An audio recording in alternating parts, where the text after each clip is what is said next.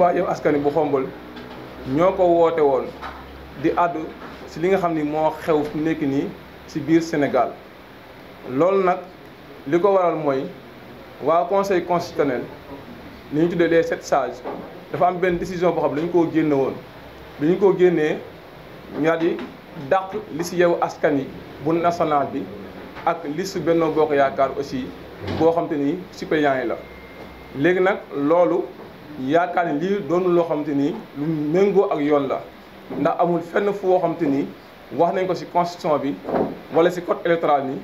liste yi rek boo dem élection mën ngaa bàyyi titulaire yi mu dem nga dàq bu suppléants yi kon donc dafa doon loo xam ne dañ koy ñaawlu parce que décision la boo xam ne amul fenn foo xamante ni bind nañ ko ci constitution bi wala code électoral bi. beneen bi aussi mooy que ni dañoo bàyyi waa Benno Bokk Yaakaar tamit seen liste titulaire mu daal di dem ñaay dàq seen liste suppléant te ñoom bu ñu ko tegoon ci yoon dëgg maanaam seen liste bi dafa wërta bokk li tax wërta bokk mooy que ni dafa am ñaari njumte yoo xam te ni da see am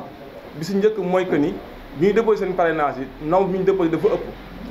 ëpp benn te loi bi dafa wax ni parrainage boo ko dee déposé nombre bi nga xam ne mooy maximum bi gën a bëri foofu nga mën a yem plafond bi waroo koo yées waroo koo mooy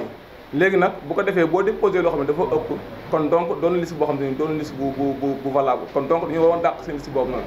beneen bi mooy respecté wuñu parité bi mooy boo indee benn góor jigéen moo siy topp te ñoom dañoo seetlu seen liste nationale bi ci 43e bi ak 44e position bi dañoo tegale ñaari jigéen kon donc bu ñu sukkandikoo si ñaar yooyu yëpp rek dañoo mën a wax ni waa Benno Bokk Yaakaar du yoon yaa di bokk si élection yi comme seen liste ñoom dañu ko waroon a dàq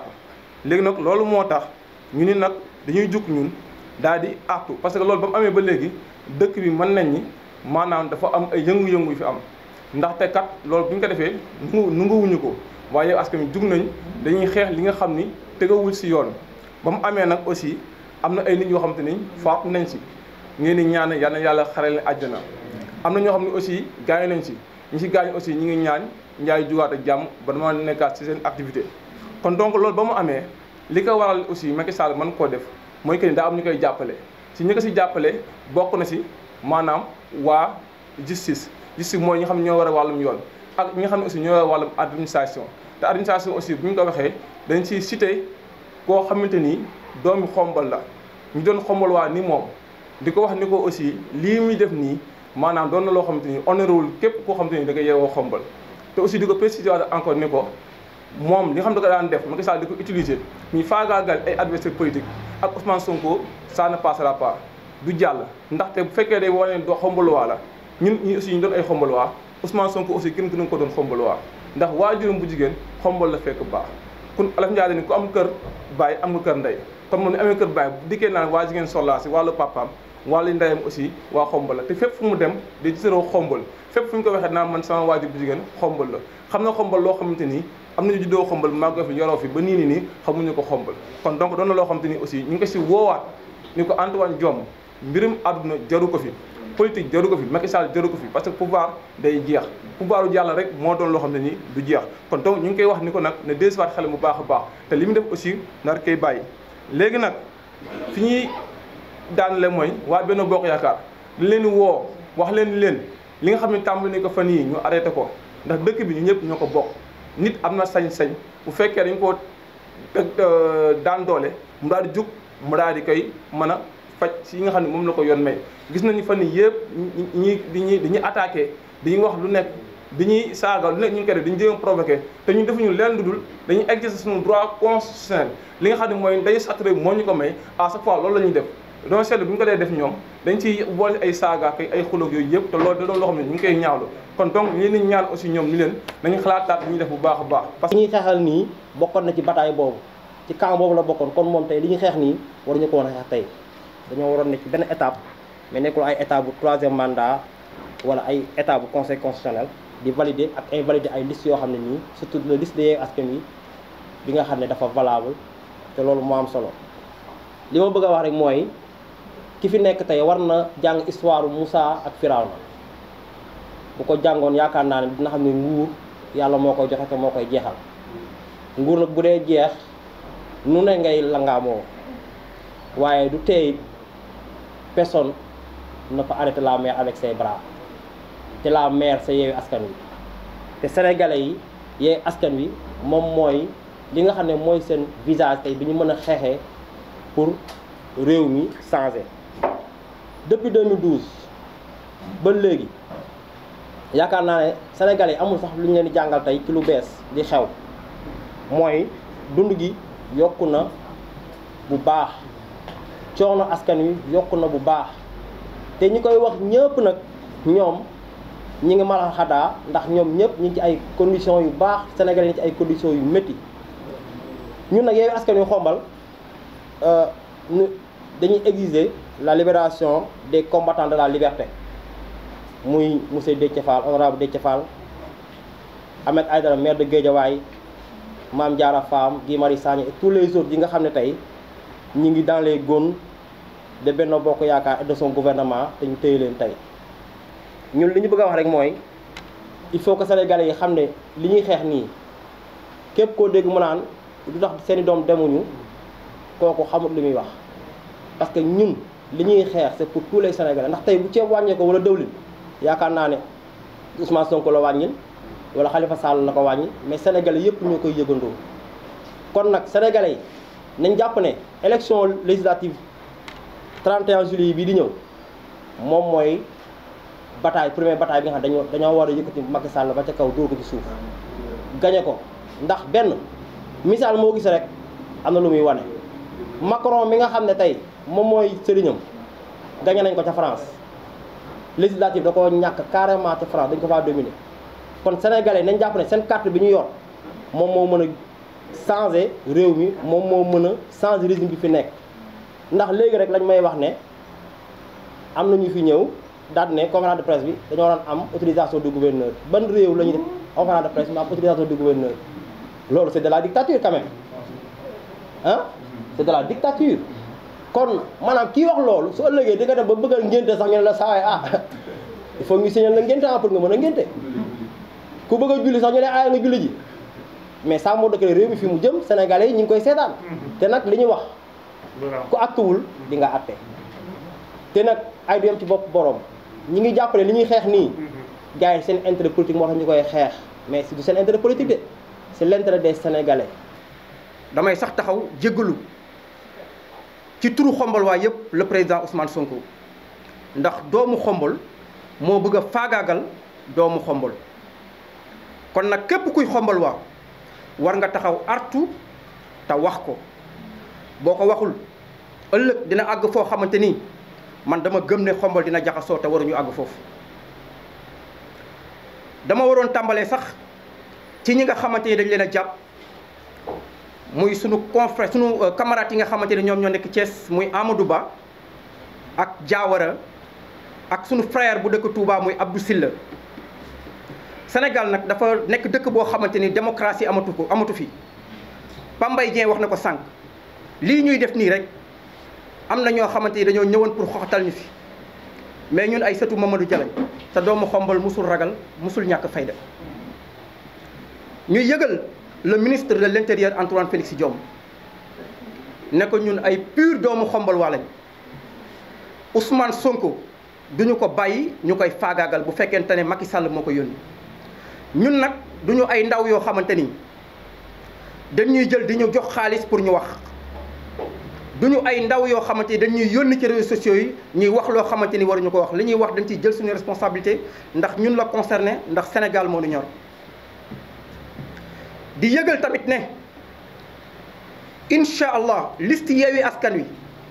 dafay jàll te liste Benno Bokk Yaakaar recevable du jàll di woo Xombal waa yëpp parce que waruñu des ginnaaw ni ñu ne Ousmane Sonko sunu doom la te yaay moo gën a fort sax baay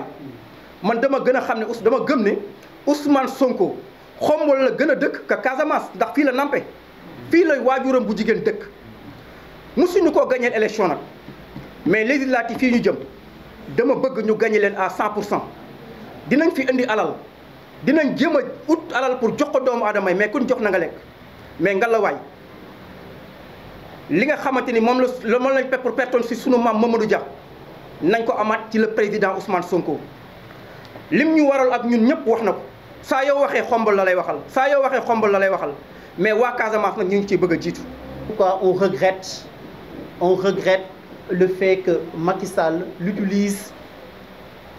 en tout cas son nom soit utilisé devant la postérité comme un ministre complotiste, son nom puisse être utilisé devant la postérité comme un ministre qui a organisé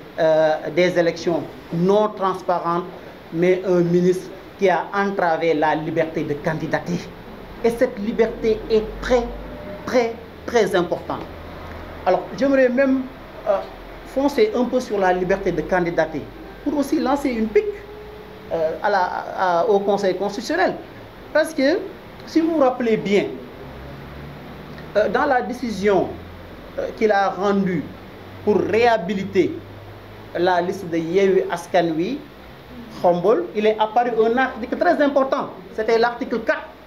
Et c'est cet article 4, là, le Conseil constitutionnel l'a utilisé comme un moyen, en tout cas, que la Constitution a mis sur place pour faciliter la liberté de tout le monde à la candidature, en tout cas de tous les partis politiques, parce que l'article parle de ça. Et curieusement, dans sa décision où, en tout cas, il invalide la liste nationale titulaire de Yewwi Askan Wi, il ne fait pas référence. Il ne cite nullement cet article-là de la Constitution, alors que c'est cet article-là qui lui a permis de valider la liste de Dakar. Une interprétation de ce même article lui aurait permis de valider également la liste nationale de Yewwi Askan Wi. Alors, comme tout le monde l'a dit, je vais le répéter, telle une chanson, on va dire, à l'opéra, que le ministre Antoine Félix Diome arrête de mêler son nom à toutes les dérives de Macky Sall. L'autre personnalité très importante, c'est Ousmane Sonko. Ousmane Sonko, je l'ai dit tantôt, est né ici à Khombol. On ne l'aurait pas, nous tous, parce qu'on est des hommes de conviction, on ne l'aurait jamais soutenu si on n'avait pas vu en lui la compétence pour gérer un État, l'intégrité, parce que cette compétence-là aussi, ça a été étayé par son parcours, l'intégrité qu'il faut à un leader politique pour gérer de manière impartiale, en tout cas, toutes les affaires de la cité. Si on n'avait pas vu cette intégrité-là, si on n'avait pas vu cette compétence-là, qui a été, et on l'a vu à travers son parcours, son discours, mais également sa démarche. Si on ne l'avait pas vu, on ne l'aurait pas soutenu. C'est pourquoi on fait cet appel-là également aux Khombolois. Aujourd'hui, comment est-ce qu'une ville comme Khombol, une petite commune comme Khombol, de 17 000 habitants, avoir une personnalité politique présidentiable, mais une personnalité politique qui dégage une personnalité politique, en tout cas qui dégage ou bien qui a des orientations et qui a une vision qui peut sortir aussi bien le Sénégal du développement que même l'Afrique, parce que maintenant c'est un espoir pour toute l'Afrique. Alors cet homme politique-là, de dimension continentale, sa commune de naissance, à mon avis, n'a aucun autre moyen, n'a aucune autre alternative que de le soutenir. Je ne vois pas d'autre alternative. Et le soutenir, c'est soutenir le projet qu'il porte, ce projet panafricaniste, ce projet basé sur le patriotisme, aussi bien le patriotisme économique que le patriotisme d'une manière globale. Alors, comment on va faire maintenant pour soutenir Ousmane Sonko? En tout cas, pour le moment présent, on va tout droit vers les élections législatives. Et il ne faudrait pas qu'on oublie que ces élections-là ont des enjeux. Parce que c'est au niveau de l'Assemblée nationale où on vote les lois. Les lois-là que la justice utilise, quelquefois pour nous, quelquefois contre nous. Ces lois-là sont votées à l'Assemblée nationale. Mais au-delà, l'Assemblée nationale aussi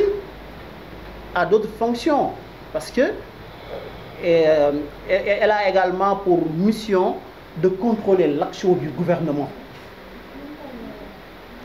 Et au-delà même des lois, toutes les conventions, en tout cas internationales, sont soumises à l'approbation de l'Assemblée nationale avant qu'elles soient votées. Donc les enjeux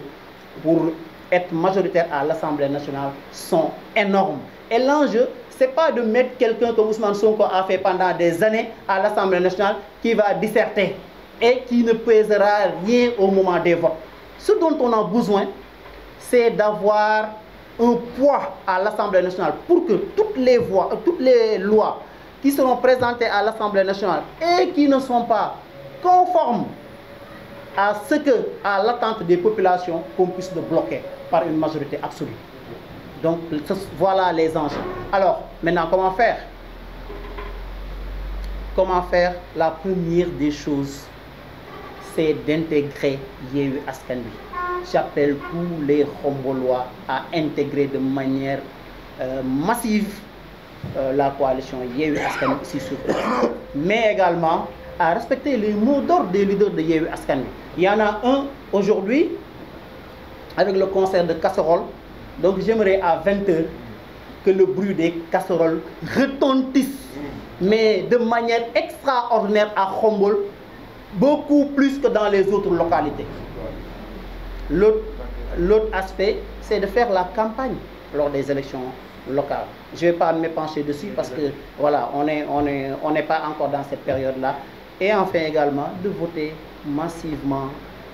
le jour du vote en faveur de Yewwi Askan Wi. Donc je vais juste en finir également pour lancer un appel au président Macky Sall pour lui aussi pour qu'il se ressaisisse. Parce que on peut toujours reprocher ou bien on peut toujours attribuer à des personnes la prérogative de veiller à la sécurité. Mais le rôle régalien, ce rôle régalien, je dirais, revient au président Macky Sall.